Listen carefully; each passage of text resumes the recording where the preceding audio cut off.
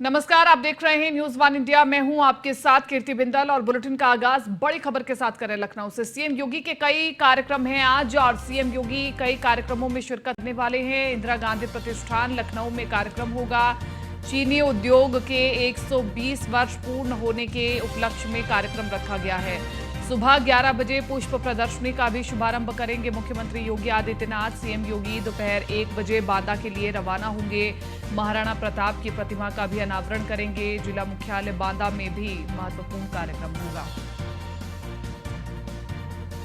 तो इस वक्त की बड़ी खबर आपको बता रहे हैं, सीएम योगी दोपहर 1 बजे बांदा के लिए रवाना होंगे और महाराणा प्रताप की प्रतिमा का अनावरण करेंगे मुख्यमंत्री योगी आदित्यनाथ। इसी के साथ साथ जिला मुख्यालय बांदा में होगा महत्वपूर्ण कार्यक्रम। एक के बाद एक आज कई कार्यक्रम हैं।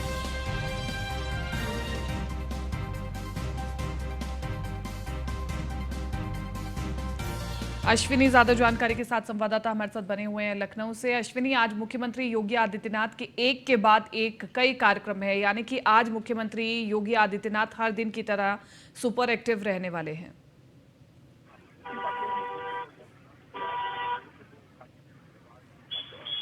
में 2 कार्यक्रम है, इसके बाद उनका बांदा का दौरा है। लखनऊ में जो पहला कार्यक्रम है वो जो है चीनी उद्योग है उसके 120 साल का कार्यकाल पूरा हो गया है, जिसके चलते एक बड़ा कार्यक्रम इंदिरा गांधी प्रतिष्ठान में रखा गया। इस दौरान मुख्यमंत्री योगी आदित्यनाथ बतौर मुख्य अतिथि इस कार्यक्रम में शिरकत करेंगे और चीनी उद्योग से जुड़े जो इकाइयाँ हैं, जो लोग हैं, व्यापारी हैं, बिजनेसमैन हैं, उनको लेकर के कोई बड़ी सौगात मुख्यमंत्री की ओर से दी जा सकती है। दूसरा जो कार्यक्रम है वो राजभवन मुख्यमंत्री का है, जिसमें मुख्यमंत्री जो है सम्मिलित होंगे। जो प्रादेशिक साग सब्जी जो है पुष्प जो है उनकी एक प्रदर्शनी लगनी है, जिसका शुभारंभ आज से होना है। मुख्यमंत्री योगी आदित्यनाथ इस कार्यक्रम में शिरकत करेंगे और इस दौरान जो उत्तर प्रदेश की राज्यपाल हैं आनंदीबेन पटेल भी मौजूद रहेंगी।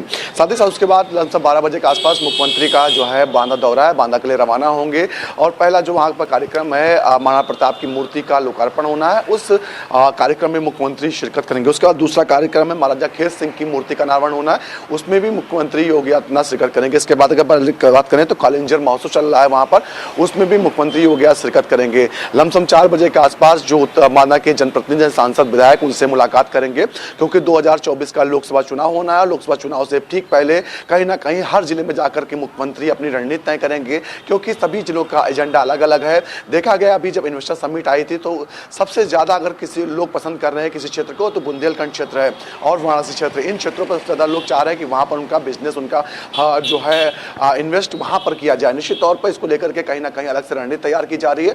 मुख्यमंत्री योगी आदित्यनाथ ने पिछले 5 सालों में जो बुंदेलखंड की स्थिति थी उसमें बहुत सुधार किया, क्योंकि सबसे बड़ी समस्या वहाँ की पेयजल समस्या थी, जिसको दूर करने के लिए मुख्यमंत्री ने जी तोड़ मेहनत की, सरकार ने जी तोड़ मेहनत की। जल शक्ति विभाग के माध्यम से हर घर पेय योजना जो है चल रही, उसके माध्यम से बुंदेलखंड के जो सुदूर क्षेत्र हैं जहाँ पर पेयजल की व्यवस्था नहीं थी वहाँ पर पानी पहुँचाने का काम किया गया या किया जा रहा है, क्योंकि सबसे बड़ी समस्या पेयजल थी। इसके चलते बुंदेलखंड के जो महोबा क्षेत्र पड़ता है, बांदा क्षेत्र पड़ता है, चित्रकूट है या उसके आसपास के क्षेत्र हैं, वहाँ के लोग बाहर पलायन कर रहे थे, दूसरे राज्यों में, दूसरे प्रदेशों में, दूसरे जिलों में जाकर के काम ढूंढ रहे थे। ऐसे में कहीं ना कहीं उनके पास प्रकृति की तमाम व्यवस्थाएं होने के बाद भी, धरोहरें होने के बाद भी वो कुछ नहीं कर पा रहे थे। लेकिन धीरे धीरे स्थितियां बेहतर हो रही हैं। कहीं ना कहीं ये उत्तर प्रदेश सरकार की, उत्तर प्रदेश के मुख्यमंत्री की शक्ति है, ताकत है, जिन्होंने पूरी ताकत अपनी झोंक दी बुंदेलखंड को उसका अस्तित्व जो था उसको वापस करने में। निश्चित तौर पर आज का जो दौरा मुख्यमंत्री का है बुंदेलखंड का, बांदा का महत्वपूर्ण है। जी अश्विनी, इसी के साथ साथ क्योंकि सपा सरकार लगातार ये कह रही है कि चीनी उद्योग खत्म हो रहा है और जो गन्ना किसान है उनका समय पर भुगतान नहीं हो रहा है, तो इन सभी चीजों का भी जवाब मौजूदा सरकार को देना है। तो आज के इस कार्यक्रम के माध्यम से क्या दिया जाएगा जवाब? बिल्कुल, इसका जवाब यही है कि पिछले 5 सालों में कई जो चीनी मिलें थी जो बंद पड़ी थी इकाइयाँ, उनको उत्तर प्रदेश सरकार ने शुरू किया। और ये सिर्फ जवाब सरकार नहीं, जो लोग हैं वो खुद दे रहे हैं कि चाहे वो पिपराइच की हो, चाहे वो बहराइच में जो चीनी मिलती या फिर तमाम अन्य जो पीलीभीत वाली चीनी मिल हो, इन तमाम इकाइयों कहीं ना कहीं बंद होने कगार पर पहुंच चुकी थी। रोजगार का संकट लोगों पर था, लेकिन सरकार की कहीं ना कहीं इच्छा शक्ति थी कि इनको एक बार फिर खड़ा किया गया। लोग, हजारों लोगों को इससे रोजगार मिल रहा। साथ ही साथ जो किसान गन्ना किसानी करते हैं उनको कहीं ना कहीं अब भटकना नहीं पड़ता। तो विपक्ष का काम होता सरकार पर हमलावर होना और सरकार का काम होता है उसका जवाब देना। विपक्ष अपना काम लगातार कर रहा है तो सरकार भी अपना काम कर रही है, और सरकार के काम पर कहीं ना कहीं जनता मोहर लगा रही है। 2014 से लेकर के अब तक तमाम चुनाव उत्तर प्रदेश के हुए जनता ने हर चुनाव पर मोहर लगाई कि उत्तर प्रदेश सरकार ने कैसा काम 2017 में कैसा काम किया था, 2017 से लेकर के 21-22 तक का जो कार्यकाल रहा उस दौरान सरकार ने कैसा काम किया। लंबे अरसे के बाद 3 दशकों के बाद ऐसा हुआ कि कोई सरकार फिर से रिपीट कर पाई उत्तर प्रदेश में। तो ये सिर्फ काम की बदौलत ही रिपीट हुई सरकार, क्योंकि आरोप लगाना अपनी जगह होता है, लेकिन जमीन पर जो दूर दराज किसान बैठे हैं, जो परेशान लोग बैठे हैं, जिनको हर महीना मुफ्त राशन मिल रहा है, जिनको मकान मिल रहे हैं, निश्चित तौर पर वो उस चीज को दर्द को समझ रहे हैं कि कितनी परेशानियां पहले थी। कोटे पर पहले जो सरकारी राशन की दुकान थी वहां पर राशन तो पहुंचता था, लेकिन जो गरीबों का हक था वो उनको नहीं मिलता था। लेकिन कहीं ना कहीं व्यवस्थाएं बदली गई, ऑनलाइन व्यवस्था की, हाईटेक व्यवस्थाएं की गई, जिससे कहीं ना कहीं जो लोगों का चीजें थी उन तक पहुंच पा रही हैं। जी ठीक है, शुक्रिया तमाम इस जानकारी के लिए और चर्चा के लिए अश्विनी। और इसी के साथ साथ आगे बढ़ रहे हैं। बड़ी खबर दिल्ली से भी आपको बता दें, economic times global business summit, आज प्रधानमंत्री नरेंद्र मोदी समिट को संबोधित करेंगे। 200 से ज्यादा उद्योगपति इस कार्यक्रम में शामिल होंगे। लचीलापन, प्रभाव, प्रभुत्व थीम पर कार्यक्रम होगा। तो ये बड़ी खबर है, प्रधानमंत्री नरेंद्र मोदी समिट को संबोधित करेंगे और 200 से ज्यादा उद्योगपति इस कार्यक्रम में शामिल होंगे। लचीलापन, प्रभाव, प्रभुत्व थीम पर कार्यक्रम होगा। बड़ी खबर आपको बता रहे हैं, economic times global business summit का आज महत्वपूर्ण दिन है। प्रधानमंत्री नरेंद्र मोदी समिट को संबोधित करेंगे। 200 से ज्यादा उद्योगपति इस समिट में शामिल होंगे। पीयूष तिवारी बने हुए ज्यादा जानकारी के साथ। संवाददाता पीयूष तिवारी, पूरे भारत में उद्योगों का विस्तारीकरण कैसे हो, उसके लिए ये समिट बहुत महत्वपूर्ण रहेगा। कब ये कार्यक्रम शुरू होने वाला है? देखिए, बात करें तो आज प्रधानमंत्री नरेंद्र मोदी इकोनॉमिक्स टाइम वैश्विक व्यवसाय सम्मेलन का आयोजन हो रहा है। और आज शाम की अगर हम बात करें तो ये दिल्ली के होटल ताज पैलेस में इस सम्मेलन को रखा गया है और इसमें प्रधानमंत्री नरेंद्र मोदी संबोधित भी करेंगे। तो इस शिखर सम्मेलन 17-18 फरवरी यानी कि आज और कल होने जा रहा है। तो निश्चित रूप से इसमें करीब 200 से ज्यादा जो उद्योगपति हैं वो करीब 40 सत्रों को संबोधित करेंगे। और आज शाम के आसपास अगर हम बात करें तो प्रधानमंत्री नरेंद्र मोदी का भी संबोधन होगा। काफी महत्वपूर्ण संबोधन हो जाता है, क्योंकि जिस तरीके से लगातार G20 कार्यक्रम चल रहा है, कई महत्वपूर्ण जो निवेश है वो भारत में लाने की जो तैयारी है वो चल रही है। तो आज प्रधानमंत्री निश्चित रूप से महत्वपूर्ण जो संबोधन है उनका वो होने वाला है, क्योंकि ये 2 दिवसीय सम्मेलन है। इस सम्मेलन में अगर हम बात करें तो भारत के प्रभाव को लेकर भी चर्चा होगी और निश्चित रूप से कई महत्वपूर्ण जो बातें हैं वो प्रधानमंत्री नरेंद्र मोदी कर सकते हैं। ठीक है, शुक्रिया तमाम इस जानकारी के लिए।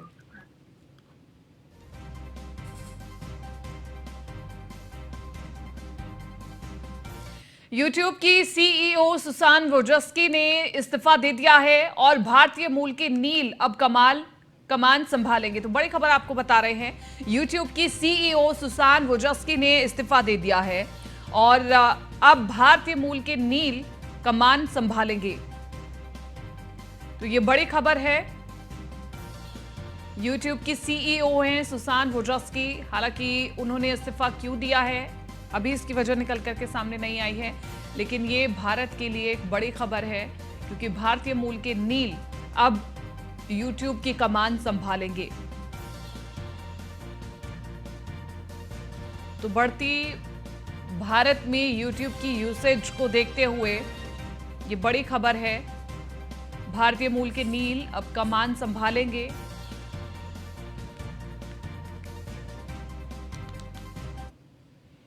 और जौनपुर से अगली खबर, बीजेपी के जिलाध्यक्ष पुष्पराज सिंह के छोटे भाई की गुंडागर्दी से क्षेत्र में दहशत फैली हुई है। अपने साथियों के साथ मिलकर के मारपीट की गई। राजेंद्र नाथ त्रिपाठी के परिवार के साथ मारपीट की है और मारपीट से पीड़ित परिवार अब डरा हुआ है। तो बड़ी खबर आपको बता रहे हैं, बीजेपी जिलाधिकारी के छोटे भाई की गुंडागर्दी देखने को मिल रही है। अपने साथी मित्रों के साथ मिलकर के राजेंद्र नाथ त्रिपाठी के परिवार को पीटा गया और मारपीट से पीड़ित परिवार अब डरा हुआ है, सहमा हुआ है। बीजेपी के जिला अध्यक्ष पुष्पराज सिंह के छोटे भाई की गुंडागर्दी से क्षेत्र में दहशत है। तो बड़ी खबर आपको बता रहे हैं, जिलाध्यक्ष पुष्पराज सिंह के छोटे भाई की दबंगई से क्षेत्र में दहशत फैली हुई है। मारपीट से पीड़ित परिवार डरा हुआ है।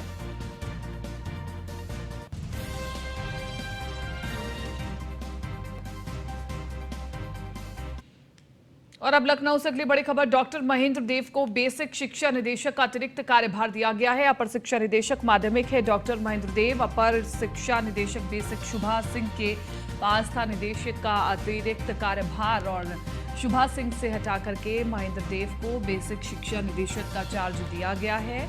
डॉक्टर महेंद्र देव के पास बेसिक से लेकर माध्यमिक तक 3 बड़े चार्ज हैं। तो ये एक बड़ी जानकारी आपको दे रहे हैं। शुभा सिंह को हटा दिया गया है बेसिक शिक्षा अधिकारी के अतिरिक्त कार्यभार से और डॉक्टर महेंद्र देव को ये कार्यभार दे दिया गया है। अपर शिक्षा निदेशक माध्यमिक है डॉक्टर महेंद्र देव, जो कि अब बेसिक शिक्षा निदेशक का भी कार्यभार संभालेंगे।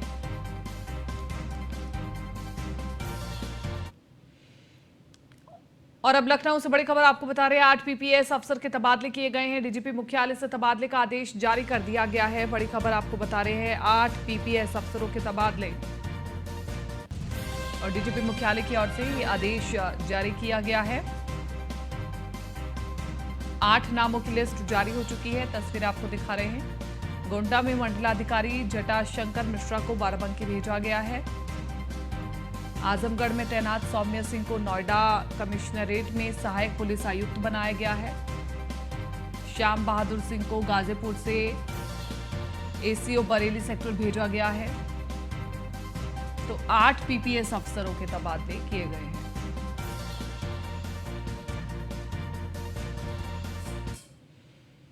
और लखनऊ से अगली बड़ी खबर, यूपी बोर्ड परीक्षा के पहले दिन 14 सॉल्वर पकड़े गए। हिंदी विषय की परीक्षा में पकड़े गए 14 सॉल्वर और पूर्वांचल में 11, मथुरा, लखनऊ और बुलंदशहर में 1-1 सॉल्वर पकड़ा गया है। तो बड़ी खबर आपको बता रहे हैं, परीक्षा से पहले ही सॉल्वर पकड़े गए। और बड़ी बात यह है कि लखनऊ राजधानी में भी 1 सॉल्वर पकड़ा गया और मथुरा, बुलंदशहर में भी 1-1 सॉल्वर पकड़ा गया। इसके अलावा पूर्वांचल में 11 सॉल्वर पकड़े गए हैं। अब इन सॉल्वर के ऊपर आगे कार्रवाई होगी।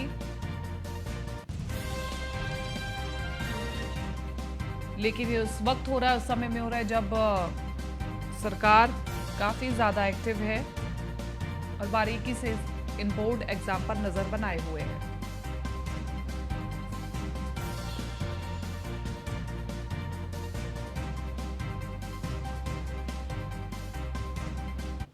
लखनऊ से न्यूज़ 1 इंडिया की खबर का बड़ा असर हुआ है। बाल गृह के बच्चों की मौत के मामले में बड़ी कार्रवाई हुई है।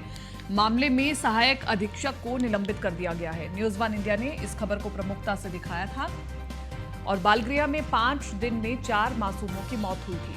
हमने बार बार इस खबर को प्रमुखता से दिखाया था, सवाल पूछा था कि आखिरकार बार बार मासूम बच्चियों की मौत क्यों हो रही है, क्या कमी है, किस वजह से हो रही है। तो न्यूज़ 1 इंडिया ने प्रमुखता से इस खबर को दिखाया था, कई सवाल पूछे थे और इस खबर का असर भी हुआ। बाल गृह में 5 दिन में 4 मासूमों की मौत हुई थी और न्यूज़ 1 इंडिया की खबर का बड़ा असर हुआ है, जिसमें अधिकारी को निलंबित कर दिया गया है। बाल गृह के बच्चों के मौत के मामले में बड़ी कार्रवाई हुई है। इसमें आपको बताएं कि मामले में सहायक अधीक्षक को निलंबित कर दिया गया है।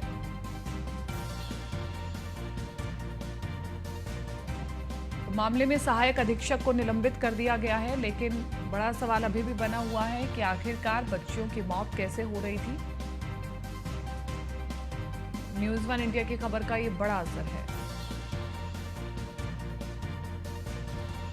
राजधानी लखनऊ के प्राग नारायण रोड स्थित बाल गृह की 4 बच्चियों मासूमों की मौत हो गई, जिसके बाद हंगामा मच गया।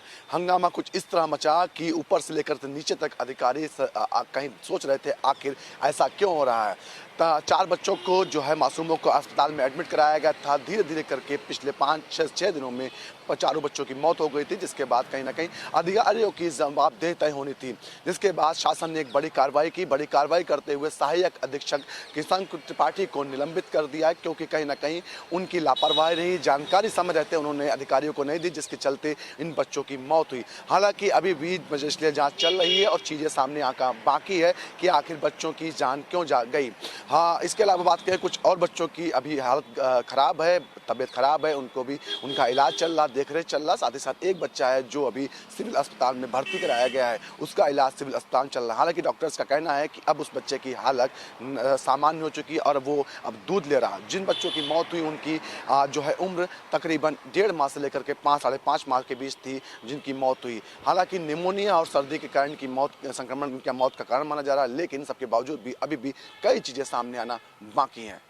लखनऊ से न्यूज़ इंडिया के लिए अश्विनी कुमार सहयोगी, निखिल गांव के साथ।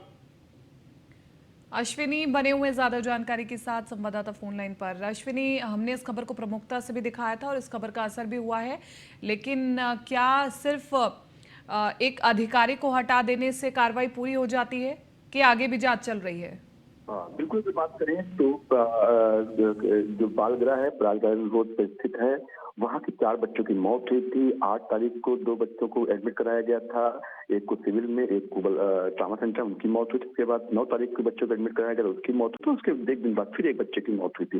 तो ऐसे में 4 बच्चों को धीरे धीरे पिछले 5 दिनों में मौत हुई थी, जिसके बाद कहीं ना कहीं हंगामा मचने लगा था और कहीं ना कहीं सबकी निगाहें इस पर थी कि आखिर क्यों मौतें हो रही हैं। न्यूज इंडिया ने इस खबर को मुद्दा बनाया था, क्योंकि जो बच्चे थे मासूम थे, लावारिस थे, उनका कोई नहीं था, तो न्यूज इंडिया ने उनको अपना मान के इस खबर को चलाया था। और कहीं ना कहीं उस खबर का असर भी हुआ कि जो जिम्मेदारान लोग थे उन पर कार्रवाई हुई है। बालगृह के जो सहायक अधीक्षक थे किशन त्रिपाठी, उन पर कार्रवाई, उनको निलंबित किया गया। हालांकि निलंबन की कार्रवाई सिर्फ उनकी जद में नहीं, और भी कर्मचारियों को आना चाहिए था, क्योंकि देख रेख की जो कर रहे हैं उनकी कहीं ना कहीं लापरवाही थी। और जो डॉक्टर्स का जो पोस्टमार्टम रिपोर्ट आई उसमें कहीं ना कहीं निमोनिया और सर्दी से मौत का कारण बताया गया। तो आखिर क्यों ना आदमी कर्मचारियों पर जो है कार्रवाई हो।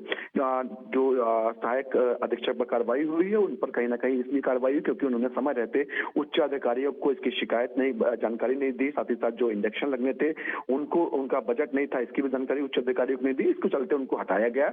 बिल्कुल जिस तरीके से देखा 5-4 बच्चों की मौत थी, उसके बाद कहीं ना कहीं आज जो बाल संरक्षण विभाग है, आयोग है, उसने भी इसका पूरे मामला संज्ञान लिया था। और उसके सदस्य जब निरीक्षण पर गए थे उस दौरान उन्होंने जो वहाँ के अधिकारी कर्मचारी थे उनको फटकार भी लगाई थी, क्योंकि कहीं ना कहीं जो बच्चों की देखरेख होनी चाहिए, जिस तरीके से उनका परवरिश होनी चाहिए उस तरीके से नहीं हो रही थी। इसको लेकर के बाल आयोग ने फटकार भी लगाई थी। हालांकि अब कार्रवाई हुई है, हालांकि अभी भी जांच चल रही है।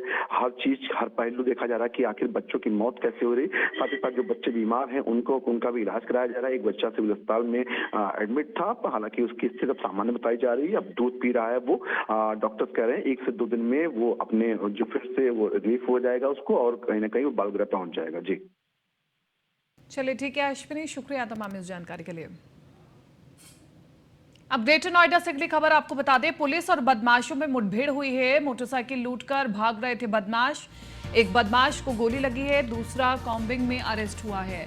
पुलिस ने लूट की मोटरसाइकिल बरामद की है। इकोटेक 3 थाना क्षेत्र में मुठभेड़ हुई है। तो बड़ी खबर आपको बता रहे हैं, मोटरसाइकिल लूटकर भाग रहे थे बदमाश और एक बदमाश को गोली लगी है, दूसरा कॉम्बिंग में अरेस्ट हुआ है। पुलिस ने लूट की मोटरसाइकिल बरामद की है। इकोटेक 3 थाना क्षेत्र में मुठभेड़ हुई है। ग्रेटर नोएडा से बड़ी खबर, पुलिस और बदमाश में मुठभेड़। मोटरसाइकिल लूटकर बदमाश फरार हो रहे थे।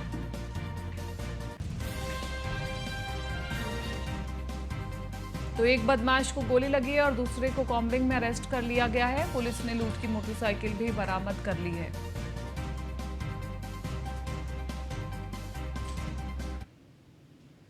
एक चक्रपाणी मिश्रा नाम के आदमी जो कि कुलेसरा पुस्ता के पास से आ रहे थे, 2 बदमाशों ने तमंचा लगा करके उनकी मोटरसाइकिल को लूट लिया। इसकी सूचना तत्काल मिली SHO इकोटेक थर्ड उनकी टीम के द्वारा चारों तरफ घेराबंदी की गई, चेकिंग लगाई गई सभी थाना क्षेत्रों में। आज यहाँ पे डी पार्क के पास ये मोटरसाइकिल घेराबंदी इस मोटरसाइकिल की गई तो बदमाशों द्वारा फायरिंग की गई। पुलिस पार्टी ने काउंटर एक्सचेंज में अपने बचाव में फायरिंग की, जिससे एक बदमाश जिसका नाम चंद्रशेखर है उसके पैर में गोली लगी है। एक बदमाश जो कि भागा था उसको भी हमारी टीम ने कॉम्बिंग करके पकड़ लिया है। इस बदमाश के पास से लूटी हुई मोटरसाइकिल बरामद हुई है, तमंचा बरामद हुआ है, कारतूस बरामद हुआ है। इसे अस्पताल भेजा गया है। एक चक्रपात निशांत शर्मा हमारे साथ ब्यूरो चीफ बने हुए हैं फोन लाइन पर। निशांत, ये पुलिस की बड़ी सफलता है क्योंकि लूट की मोटरसाइकिल बरामद कर ली गई है, एक बदमाश को गिरफ्तार कर लिया गया है। क्या कुछ जानकारी आपके पास? देखिए, जिस तरीके से लूट की घटना को अंजाम बदमाशों ने दिया और कुलेश्वरा पुस्ता पर जो बाइक से जा रहा था चक्रपाणी मिश्रा जिसका नाम बताया जा रहा है वादी, उससे एक बाइक लूटी थी बदमाशों ने और बाइक लूटने के बाद वहां से फरार हो रहे थे। जैसे ही पुलिस को पता लगी, पुलिस ने चेकिंग का पूरी तरीके से जाल बिछाया और जाल बिछाने के दौरान में एक बदमाश जो कि एक बदमाश को उसको गोली लगी है, दूसरे बदमाश को कॉम्बिंग के दौरान गिरफ्तार कर लिया गया है। जिसको गोली लगी है उसका नाम चंद्रशेखर उर्फ चंदू बताया जा रहा है। दूसरा जो बदमाश है शुभम, उसको कॉम्बिंग के दौरान गिरफ्तार किया गया है। इनके पास से वो जो लूटी हुई जो मोटरसाइकिल थी वो भी बरामद की गई है। इनके पास से तमंचा, कारतूस और कहीं ना कहीं ये देखा जाए कि जिस तरीके से लगातार इनका आपराधिक इतिहास जो सामने आया है, ये लूटपाट की घटनाओं को अंजाम दिया करते थे और इनको पुलिस मुठभेड़ में गिरफ्तार किया गया। एक बदमाश को जिला अस्पताल में भर्ती कराया गया और भी इनका आपराधिक इतिहास देखा जा रहा है। दर्जनों इनके खिलाफ मुकदमे की जो जानकारी मिल रही है, लेकिन ये देखा जाए कि पुलिस की तत्परता ने जो पीड़ित बाइक लूटी थी तो कहीं ना कहीं उसकी तत्काल प्रभाव से पुलिस ने मदद कर बाइक को बरामद किया गया। ठीक है, शुक्रिया तमाम इस जानकारी के लिए।